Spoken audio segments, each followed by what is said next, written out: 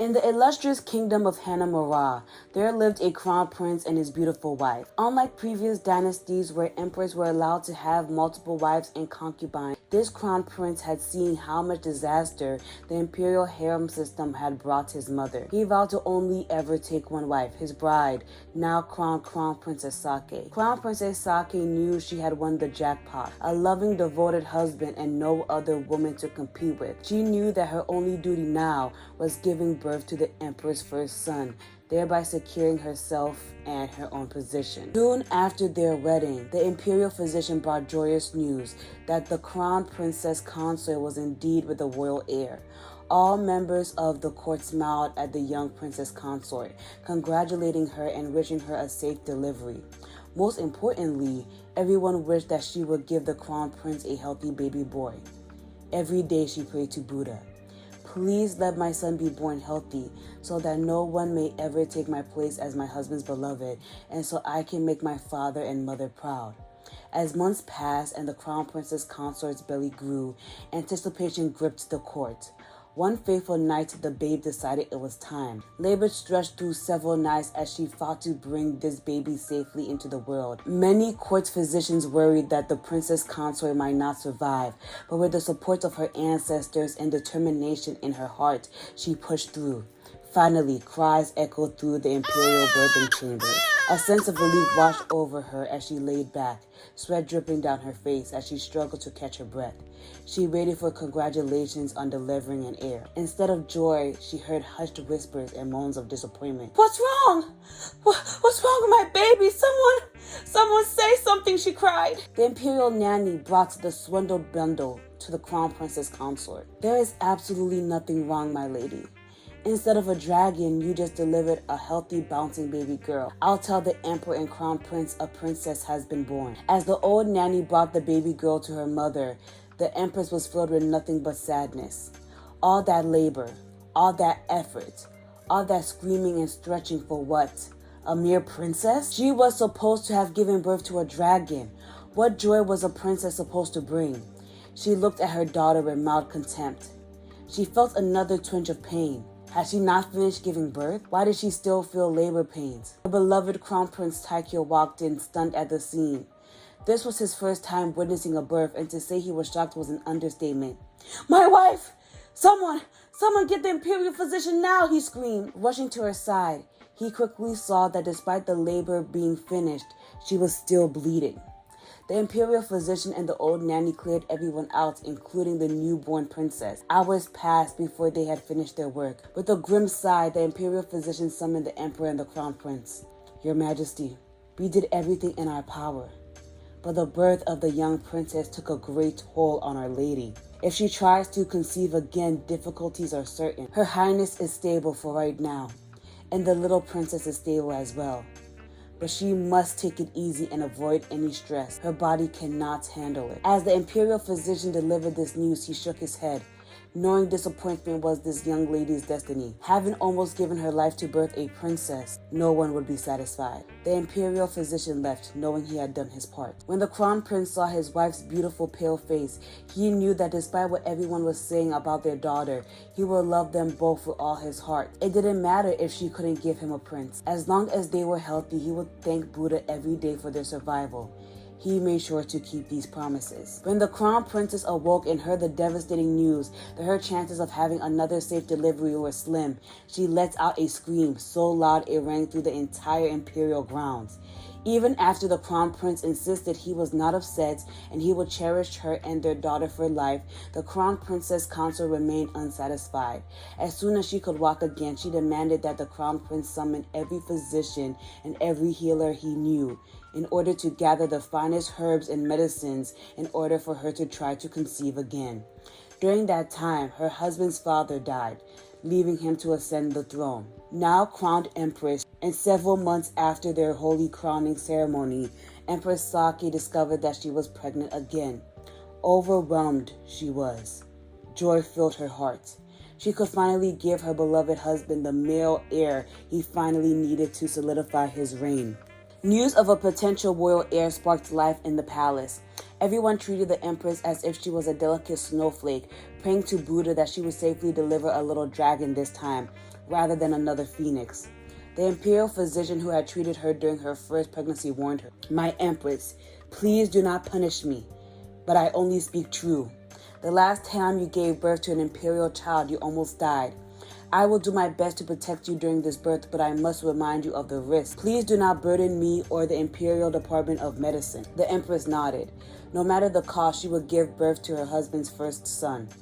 When she went into labor, she recognized the symptoms immediately and ordered her old nanny to summon the physician.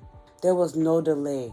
There could be no mistake. As if they were waiting on standby, the entire Department of Medicine rushed to the Empress's chambers. This delivery was even harder than her first, but Sakae was determined. She pushed, and her strength quickly began to fade with each contraction. In her heart of hearts, she was terrified. What if she had gone through all of this effort to bring another princess into the world? Just as darkness began to close in, the imperial physician cried, "It's a boy! Congratulations, Your Majesty! You have finally given birth to a prince!" With that exclamation, Empress Sakae passed out. It was as though all the life had been drained out of her. The emperor was immediately alerted and was furious that no one had informed him sooner. How could he have not been there to witness the birth of his child, his firstborn prince at that? Upon seeing the little bundle of joy, His Imperial Majesty Emperor Taikyo immediately named his son Daichi, meaning Great First Land, where he had ended his worries and brought joy to his reign. Once he ensured that the baby was well, the emperor went to his wife, who rested soundly in her chambers. The imperial physician advised, "It is best for Her Majesty to rest. Her labor was arduous with the eldest prince, and now she must recuperate." After the staff left, only the old nanny and the physician remained. The physician knelt and whispered to Her Majesty, "We had prayed for this, but there was a time during the delivery when the baby was stuck in the birth canal and was not breathing. This birth was hard on both baby and mother. Though he lives, I feel the lack of air may follow him into the future. I pray to Buddha that I am wrong, but this crown prince may not be the jewel from the heavens you prayed for." The old nanny slapped him instantly, ready to call the imperial guard to stone him for such recklessness. But the empress stopped her. "Despite everything, I gave birth safely, and that would have not been possible without this man," she said. "Speak of this to no one. This will be our secret. If I hear a whisper of this outside these walls, I will have you and all of your clan executed. Do you understand me?" she said. The physician bowed his head low, slamming it on the floor 6 times before leaving. He knew how determined the empress was to have given birth to an heir. He would not let the ramblings of one ambitious woman destroy his entire bloodline. Life in the imperial palace thrived. Everyone rejoiced at the arrival of a healthy prince. Parades were thrown, festivals held. Hanamura finally had its heir. But Princess Akira, the emperor's firstborn, was quietly ignored by all except her father. Though she was a girl, he cherished her still. As the years passed, Empress Sakae tried again and again to conceive more children. Just as the imperial physician had warned, her body could not withstand another pregnancy. Miscarriage after miscarriage plagued her. Eventually, the emperor issued a decree forbidding her from trying again. He even ordered that she take medical tonics to prevent further conceptions. Now officially blocked by her husband from trying again, Empress Sakae turned all her focus on her one and only son, Crown Prince Daichi. He would be her legacy. But just as the imperial physician had warned, Prince Daichi began to fall behind in many developmental milestones. Compared to the other noble children studying under imperial scholars, he was noticeably slower, especially compared to his own sister, Princess Akira. Akira had always known the truth. Though she was the emperor's firstborn, she was just a girl. Still, this did not deter her. On days she was ignored by palace maids or eunuchs, she would sneak into the imperial library by her father's permission and read for hours. Her curiosity was insatiable, so much that her tutors, initially assigned to her brother, began to take notes. They eventually alerted the imperial couple. Emperor Taikyo, of course, was delighted. His firstborn daughter was a once-in-a-generation talent, but Empress Sakae was deeply troubled. If her daughter, who had received no formal education, was a genius, what did that say about her son, who she had hired the empire's finest scholars and tutors for? While the emperor praised his daughter's brilliance, the empress saw her as a threat. She banned Akira from studying masculine subjects, declaring, "Who would want a girl with the head of an elephant?" She resented her own daughter for making her son look weak and the toll that carrying her had done to her body. Akira grew up knowing that her mother blamed her for her inability to carry more sons, but she never understood why her achievements could not be celebrated. Many would be blessed to have both a phoenix and a dragon in their lineage, but Empress Sakae was insatiable. And because she couldn't blame herself or her beloved husband, all her bitterness fell onto Akira. Despite every obstacle, Akira's brilliance could not be hidden. Again and again, her intelligence shone, so much that Prince Daichi himself began seeking her help with assignments. On those days, the imperial tutors praised the young prince for his work, unaware that it was his sister's guidance that helped him succeed. Empress Sakae knew something had to be done. She needed to remove this dark star from the palace before her light outshone her son's. A marriage alliance, she thought. That would solve everything. But where could she send her daughter that her husband would approve of? The answer came in the kingdom of Avonshire. The royal family of Avonshire had been part of the Seven Kingdoms Alliance, also known as the Heptarchy, for generations. Out of all the nations, it was the only one that Empress Sakae believed wouldn't object to accepting an imperial jewel like her daughter, especially if it meant forging tighter bonds with Hanamura. I know you love our daughter, the Empress said carefully. But how can we fulfill her ambition? If we keep her here, I fear one day, she hesitated, try to usurp our son. At this, the Emperor slammed his hand on the table, his teacup crashing to the floor. How dare you say that? Our daughter is extremely filial. She loves her brother deeply. In all these years, I have never spoken a word about Daichi's shortcomings. Do not dare insult Akira this way. His voice trembled with restrained fury. You think I don't know how she does his homework behind the backs of the imperial tutors? That all those so-called achievements were hers, but she modestly allowed her brother to shine instead? Do not ever question Akira's loyalty to me or her brother. The Empress was silent for a moment, her expression unreadable. I see what you mean, she finally said. But my husband, if she were to marry a minister or a high-ranking general, future succession would be threatened. The Empress stood. Then it is decided.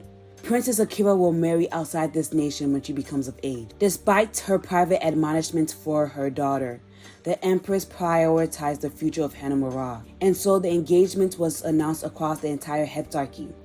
Everyone rejoiced. The young princess would be queen in her own right one day. Prince Hugo, the young man Akira had originally been promised to, was excited at first. He believed he had charmed the young princess with his laughter. He had spoken to her a few times, always with her brother present, and found her to be a pleasant and smart girl. But behind the scenes, the kingdom of Avonshire was crumbling under debt. King Francois, the current ruling monarch of the kingdom of Avonshire, desperate to stabilize his nation before the news became public, proposed a double-binding marriage alliance. His daughter, Princess Florine, would marry Crown Prince Daichi, and Akira would wed Hugo. No one was more devastated than the princesses themselves.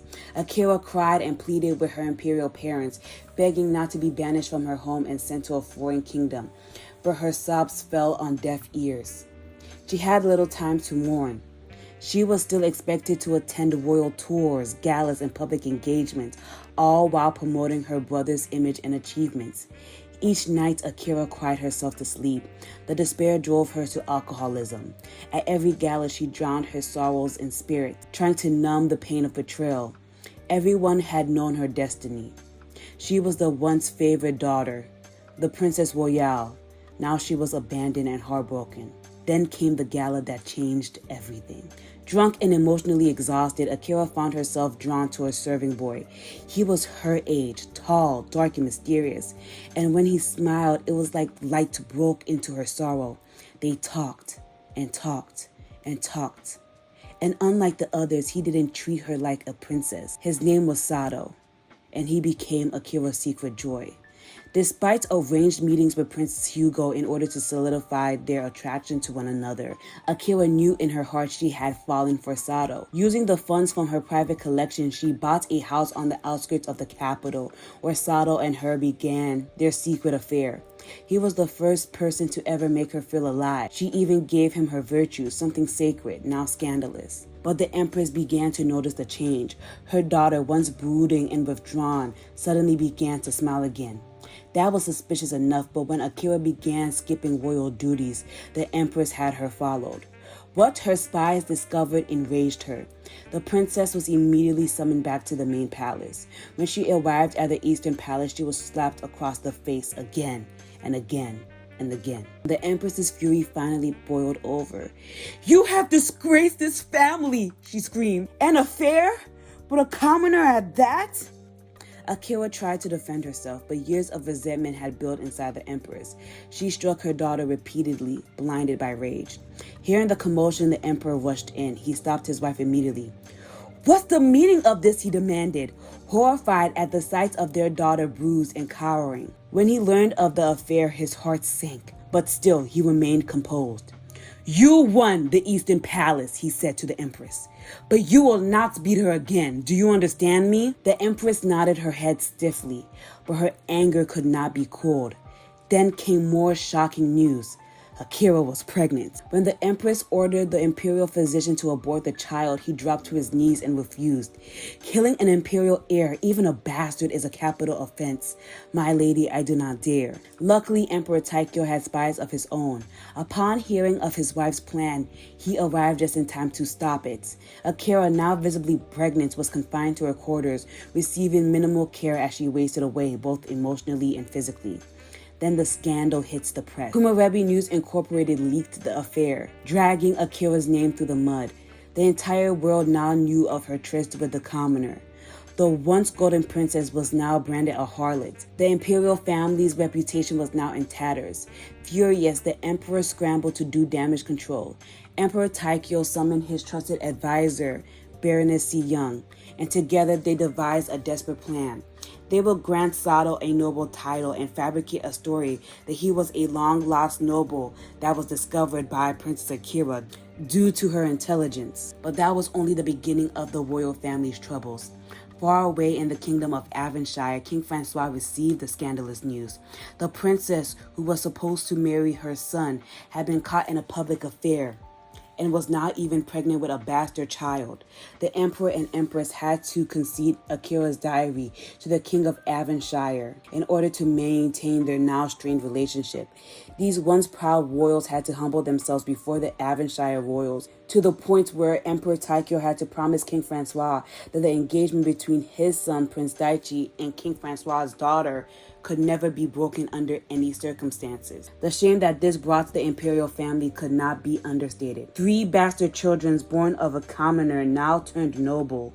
It was a nightmare for Empress Sakae. It felt like a danger to her legacy, twisted by the very daughter she struggled to raise with pride. For Emperor Taikyo, it was a painful blow to his vision of dynastic unity and pristine reputation. But still, he loved his daughter. Princess Akira, gaunt and pale from months of isolation and emotional turmoil, held her babies in trembling hands. 1 girl and 2 boys, each with dark, stormy eyes like hers and tufts of raven black hair. Despite the circumstances, she wept, not from shame, but from love. They were hers, her children, her reason to survive. Baroness Young worked tirelessly behind the scenes to spin the story. Rumors were seeded through elite circles that the princess had undergone divine visions which led her to find Count Hiroshi's long-lost son, that the union was fated by the gods themselves. A few were skeptical, but many were desperate for a new narrative to believe in, one that restored some nobility to the scandal. The rest of Akira and Sakae's story unfolds in my main channel's Imperial series. Check it out to find out whatever happens to Empress Sakae, Prince Daichi, and Akira's triplets.